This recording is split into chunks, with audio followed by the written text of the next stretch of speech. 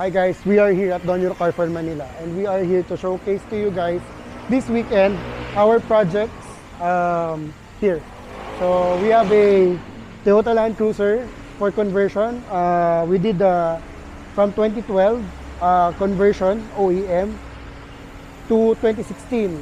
And then tomorrow we are going to install the WALD kit of this Toyota Land Cruiser 200.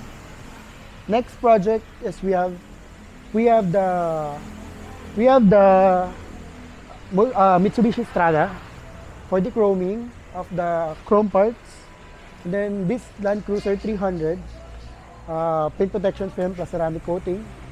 Another project is the Ford Everest brand new from Casa, paint protection film also. So we've wrapped this unit for curing already.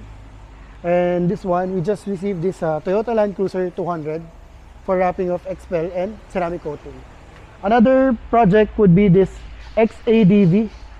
So this is also new, XADV. So from black to pearl white metallic.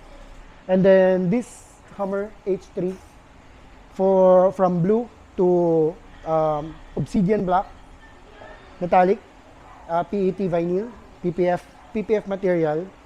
So another project, last but not the least, is the Ram Rebel, wrapped with extra paint protection film plus PM ceramic coating. So guys, if you're interested here, visit our page at DonEuro Manila. Thank you.